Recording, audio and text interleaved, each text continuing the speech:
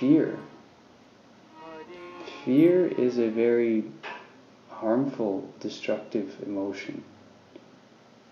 Fear covers spiritual knowledge. The devotee has to be fearless. We have to give up our fears, transcend our fears, surrender our fears. Because for a sincere and serious spiritual candidate, there's nothing to fear. Fear is an unnecessary, material emotion of the material mind. In spiritual life, we can't fear. We have nothing to fear. Because we've taken shelter of Krishna.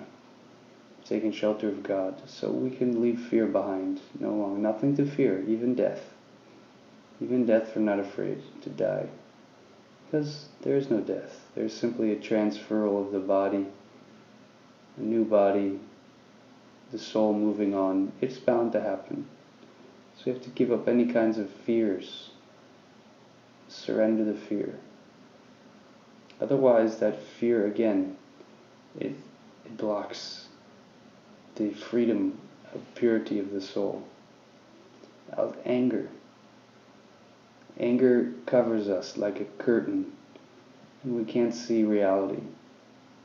And we can make some very bad decisions in a fit of anger, in a bout of anger. We can make very big mistakes. We see people, 1 minute of uncontrolled anger can ruin someone's life, ruin people's whole life. I was just hearing about that recently. My friend, he made one bad mistake. Now he has to suffer very severely for that. So one has to be free from those. Then this transcendental knowledge can be awakened. And from that knowledge, they attain love.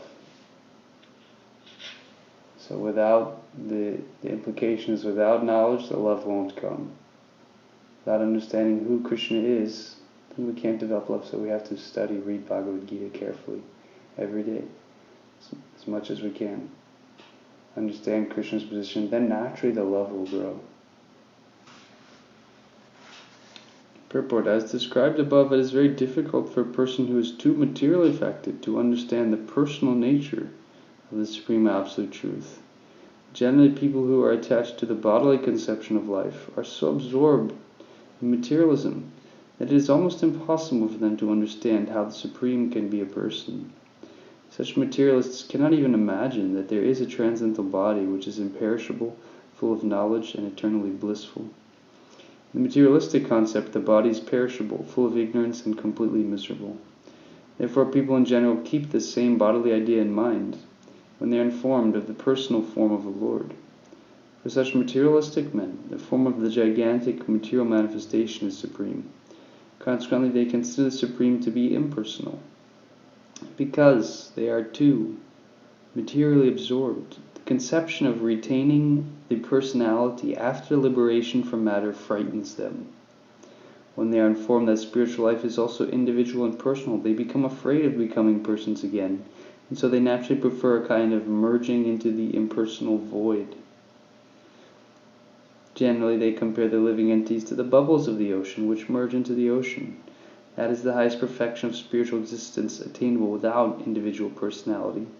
This is a kind of fearful stage of life, devoid of perfect knowledge of spiritual existence. So, subtly, it may not be detectable, but subtly, there's a fear of eternal life, because life is, in our experience, is kind of chaotic, it's kind of stressful. When most people hear that concept, it generates subtly in the psyche this type of fear. But that's based on a material experience, a conception that we have. So again, we have to transcend that.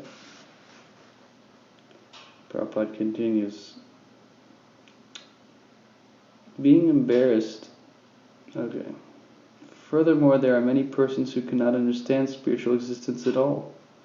Being embarrassed by so many theories and by contradictions of various types of philosophical speculation, they become disgusted or angry and foolishly conclude that there is no supreme cause, that everything is ultimately void. Such people are in a diseased condition of life. This is another kind. One kind is that I'm worried about having this eternal life. Better, I can do this merging. I can just become one with Brahman. Then I don't have to worry about my individual life. That's not complete. That's not the fullest feature of spiritual life. And the other is here, and many persons who cannot understand spiritual existence at all. That covering is so thick. Even if they're told about spiritual life, there's so many advertisements, so many spiritual paths out there, teachers, still they will reject it. They'll become disgusted or angry, foolishly conclude that there is no cause.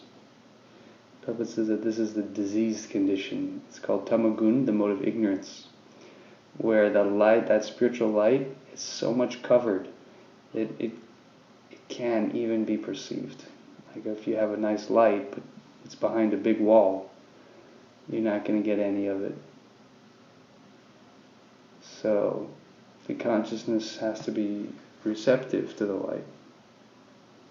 Some people are too materially attached and therefore do not give attention to spiritual life. Too much attachment also will cover it. Even if you have a good intention, if our tendency to try to enjoy this material world is very deep, then it can't fructify our interest in spiritual matters. So these are like weeds. The devotional life is like a plant, a creeper. And then there's weeds. And one has to carefully pull out the weeds, otherwise this spiritual plant becomes, hampered. Some of them want to merge into the supreme spiritual cause, and some of them disbelieve in everything, being angry at all sorts of spiritual speculation out of hopelessness. This last class of men take to the shelter of some kind of intoxication, and their affective hallucinations are sometimes accepted as spiritual vision. One has to get rid of all three stages of material consciousness: attachment to material life, fear of a spiritual personal identity, and the conception of void that arises from frustration in life.